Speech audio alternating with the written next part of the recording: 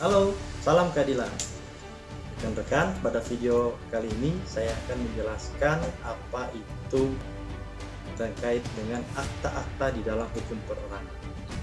Jadi, kalau Anda orang hukum semester 2 yang kita belajar hukum perdata, maka kita akan memulai pertama kali belajar hukum perdata itu adalah apa yang disebut dengan hukum tentang orang atau hukum perorangan. Apa itu hukum perorangan?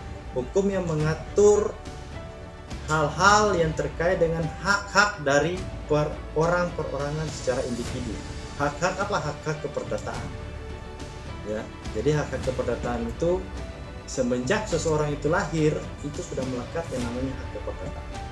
Ya, jadi di dalam video kali ini saya akan masuk yang disebut hak keperdataan yang dicantumkan di dalam Undang-Undang tentang Administrasi Kependudukan, atau bicara tentang hukum perorangan di dalam Akta Pencatatan Sipil.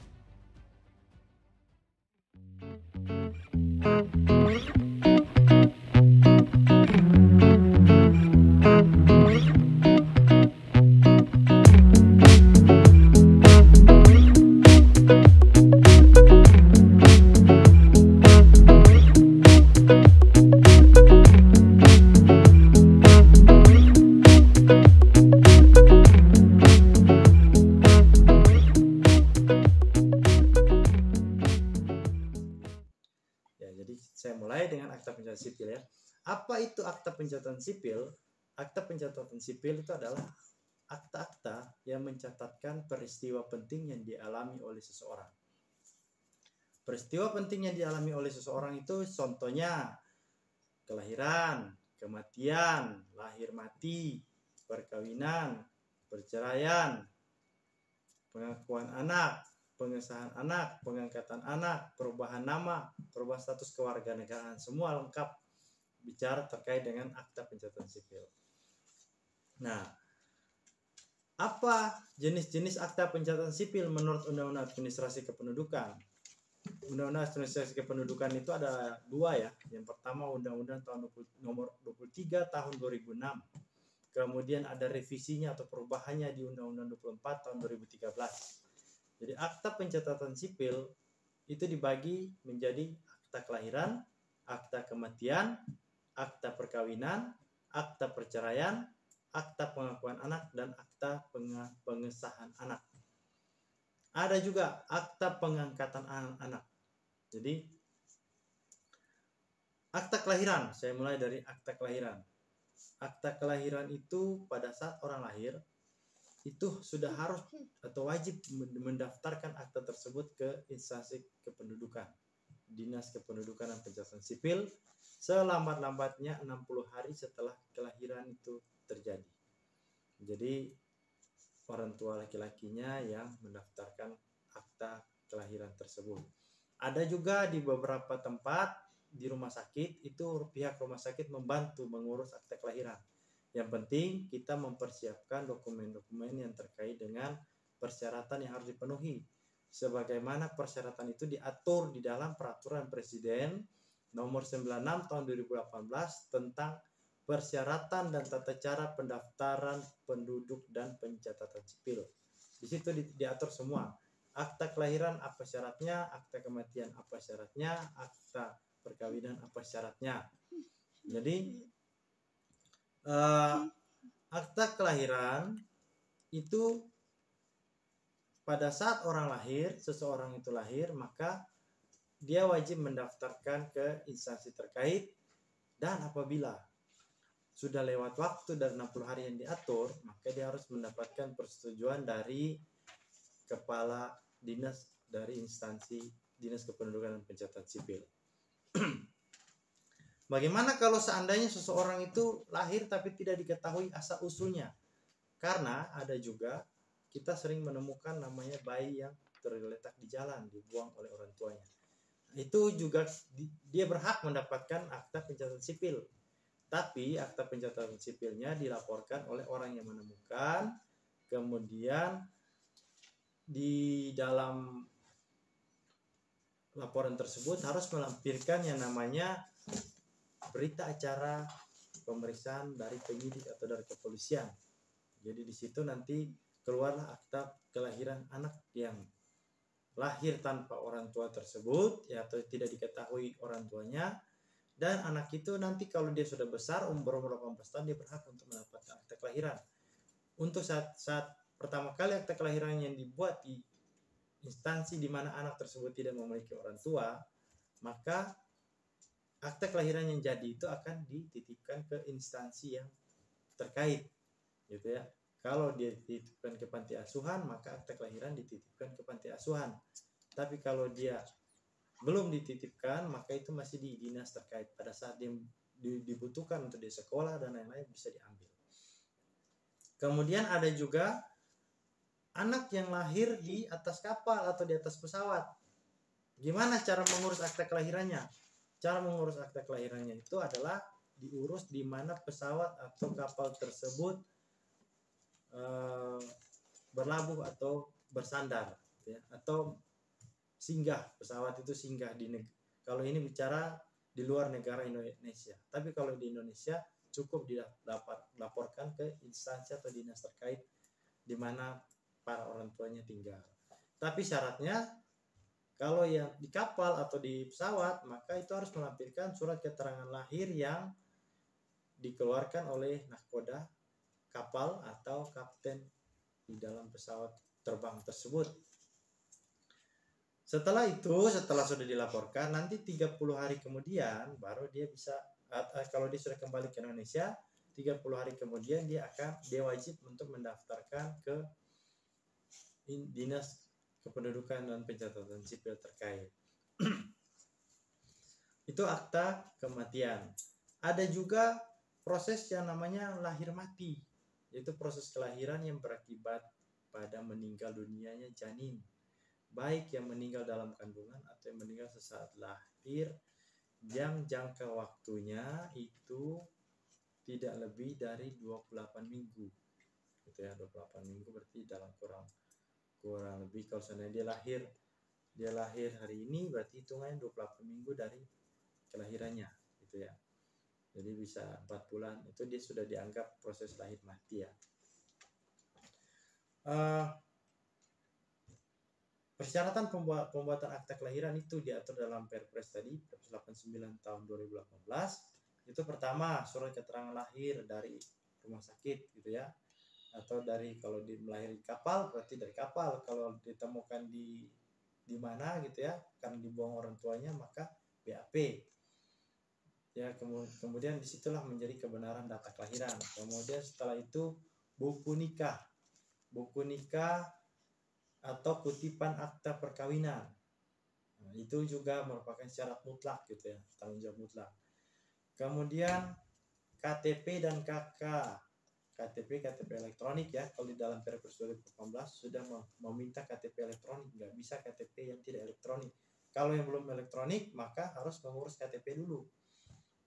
Di dalam praktek, kalau kita mengurus sendiri akta kelahiran, saya punya pengalaman pernah mengurus akta kelahiran itu, ada satu huruf di nama saya antara akta kelahiran saya dengan akta perkawinan berbeda, maka itu harus mendapatkan penetapan pengadilan. Jadi waktu itu jarak saya urus itu kurang lebih 8 bulan waktunya baru terbit akta kelahiran. Tapi kalau waktu anak saya yang terakhir keluar, waktu anak saya yang terakhir lahir, maka saya mengurusnya di rumah sakit, dan di rumah sakit tersebut hanya kurang lebih 3 minggu sudah keluar. Nah, itulah kalau dibantu oleh rumah sakit itu lebih cepat karena dia pengurusannya secara sistematis, ya, yaitu sekaligus beberapa kelahiran di dalam waktu tertentu. Kemudian akta yang berikutnya adalah akta perkawinan. Akta perkawinan ini akta yang terbit akibat peristiwa perkawinan antara seorang laki-laki dan seorang perempuan. Jadi akta perkawinan itu di dalam praktek kita harus melaporkan pada saat sebelum kita menikah. Kemudian nanti ada peristiwa yang namanya pengumuman, kita mengisi persyaratan-persyaratan. Nah, kemudian nanti setelah pada saat menikah itu nanti kita minta tanda tangan, atau dari instansi kependudukan itu bisa datang ke tempat acara menikah untuk kita tanda tangan. Jadi akta perkawinan itu nanti pada saat terbit dia akan diberikan kepada suami satu sama istri satu. Bagi yang beragama Islam maka dia cukup ke kantor urusan agama daripada kecamatan setempat gitu ya, KUK kecamatan. Nanti dibuat buku nikah. Kalau agama Islam sudah punya buku nikah, tidak perlu mengurus akta perkawinan. Di dalam undang-undang atau di dalam undang-undang administrasi kependudukan, perkawinan itu ada 3 jenis, gitu ya. Perkawinan yang dilakukan secara sukarela antara seorang laki-laki dan seorang perempuan, perkawinan yang ditetapkan oleh pengadilan, dan perkawinan antara warga negara asing yang dilakukan di Indonesia. Nah, kalau yang secara sukarela mungkin kita semua sudah tahu. Tapi perkawinan ditetapkan oleh pengadilan itu seperti ini. Kita mengenal mungkin dulu orang-orang tua kita yang hidup tanpa menikah, hidup bersama tanpa menikah, gitu ya. Kalau zaman sekarang, istilah sekarang kita sebut kumpul kebo. Tapi di istilah dulu mereka tidak mengatakan kumpul kebo, tapi hidup bersama tanpa menikah secara di hukum negara, gitu ya. Nah, di dalam hidup bersama tersebut, kalau dia mau mengurus akta perkawinan, maka di dalam undang-undang itu harus mendapatkan penetapan dari pengadilan bahwa mereka itu betul telah menikah, gitu ya. Jadi penetapan tersebut yang menjadi dasar untuk diajukan akta perkawinan. Kemudian perkawinan warga negara asing.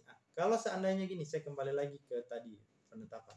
Kalau seandainya mereka sudah menikah secara agama tapi belum dicatatkan, maka seandainya mereka mau mengikuti yang namanya perkawinan kembali, baru maka pencatatan perkawinannya dihitung tanggal waktu mereka menikah itu.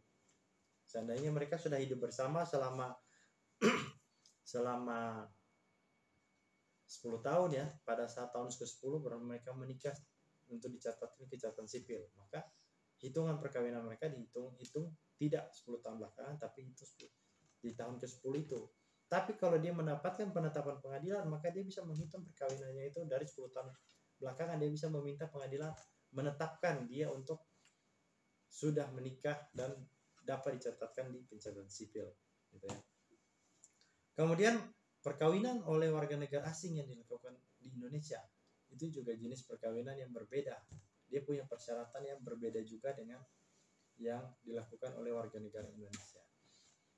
Warga negara Indonesia persyaratannya surat keterangan telah terjadi perkawinan dari pemuka agama. Biasanya kalau orang Kristen berarti dari gereja, atau dari orang Islam berarti dari tempat dia menikah dia melaksanakan akad perkawinannya dari penghulunya.